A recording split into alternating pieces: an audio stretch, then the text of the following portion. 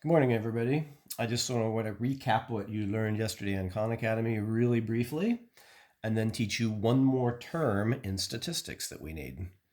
So yesterday was all about learning about measures of center. And there are three measures of center. The first one is called the arithmetic mean. I'm just going to write the word mean. There is another mean in mathematics that you'll learn later in high school, but when we say mean, we mean the arithmetic mean, which is same thing as average. There's also the term mode. The mode of a set of data is the number that appears the most often. It's the most popular data number. And finally, the word median. Median is the middle number, but of course, it requires that the data is ordered from least to greatest or greatest to least. It's usually convenient to go from least to greatest, but you make sure that the data is in order. So it can be tricky to find the median, even though the calculation is very, very simple. Okay, so all of these are measures of center. The last term we're going to learn today, and you might have remembered this from 6th, 7th grade, they do talk about it sometimes, but we need to make sure that we have it well defined, and we're learning the word range. The word range is defined by the highest data set, highest data number, and from that you subtract the smallest number. So when you do this, it isn't giving you a measure of center, it's giving you an idea of how spread out the data is. So this is the first type of measure of spread that we need to be able to define and use on today's homework. So let's do 3 quick examples of what your homework will look like for today. So here we go. You're going to be filling in the data. So I'm going to tell you information about it, and then you'll fill in the data. Oftentimes there are multiple ways to accomplish this. So I'll get different results from students. There are a couple on your homework set where there's only one way to get the criteria met. So I like this homework assignment. Some of them are very straightforward, simple, and a couple of them make you think, and that's my job, is to push your thinking and to where these ideas are becoming more ingrained in your psyche. Okay, so let's look what we've got. I kind of like the idea of pretending that these are quiz scores or test scores, because the word average makes sense and we can apply it to something that's real world. So let's just sort of pretend that we're talking about quiz scores. The only thing is, Mr. A's class only has 4 students. I could do this with 30 data sets, but oh my goodness, it would just take so much longer and cumbersome to grade. So we'll keep the data sets 4, 5, maybe 6 at the most. So anyway, here we go. For number 1, we have to fill in numbers so that there's no mode and that the range is 15. Okay. Well, if there's no mode, that means I can't repeat any numbers, right? Okay. So all the quizzes are different scores. The range is 15. So that means if we take the biggest number and we subtract the smallest number, we get 15. So let's pick a highest score. Maybe the top score in the class was a 95. Another student is going to put a 90 there. Some other student might put a 100 there. Some other student might only put a 50 there. It doesn't matter. But now my other numbers do matter because the range has to be 15, right? So just ask yourself, what number is 15 smaller than 95? Well, that number is 80. So if I took 95 and I subtracted 80 from it, don't I get 15? So now the range is 15 unless I do something silly and put a number in here that's smaller than 80. I'm trying to put my data so that they're ordered from smallest to biggest. That's what I suggest you do on your homework assignment. Otherwise, you're going to be messing some of them up. So now let's choose scores between 80 and 95. I could put 84 there. I can't put 84 here because then we would have a mode, right? So some other number now between 84 and 95. Let's just choose 91. So there we go. This does meet the criteria for example 1. Okay, let's look at example 2. This time the mode is 90. So if we're talking about quiz scores, that means 2 or more students got a 90.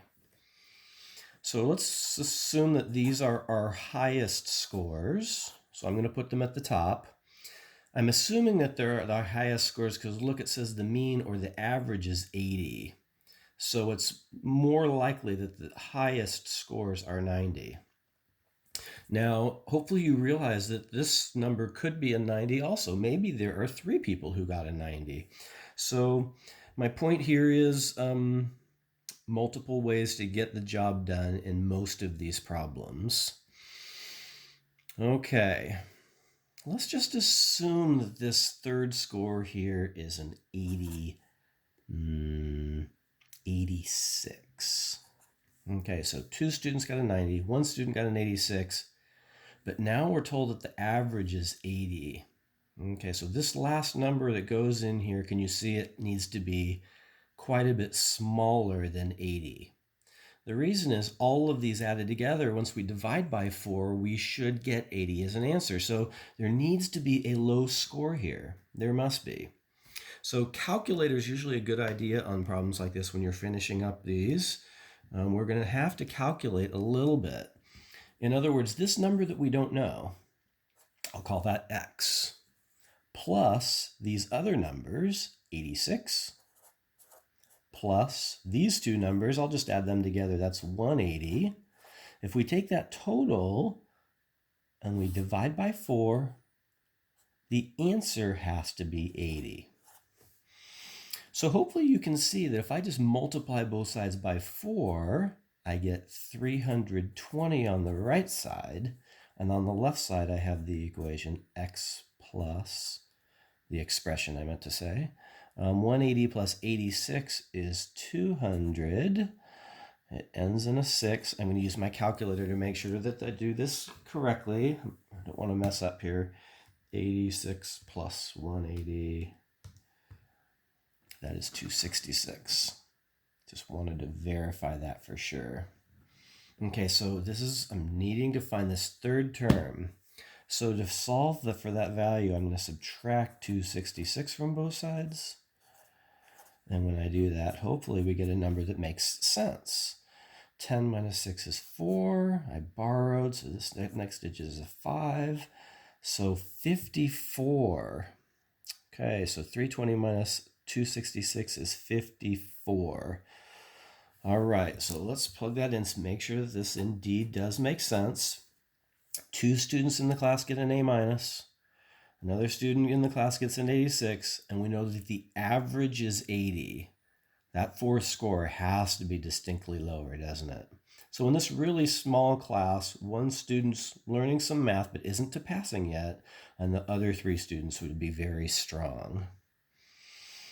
Okay, last example. Here it says the mode is 0 and 60. We have 5 sets of data this time. If the mode is 0 and 60, that means there needs to be a tie. And with 5 data numbers, that means for there to be a tie for first place in popularity, that means that 0 and 60 would both have to appear twice. So I'm going to put 0 here, and I'm going to put 60 here and here. Okay, and now I'm thinking about, what's my middle number? We have 2 of each of them. Now, I wasn't really looking at the median being 0 yet. If I see that the median is 0, that means the middle number must be 0. So let's place it there and see what we've got. The median is 0. I have my data going from smallest to biggest.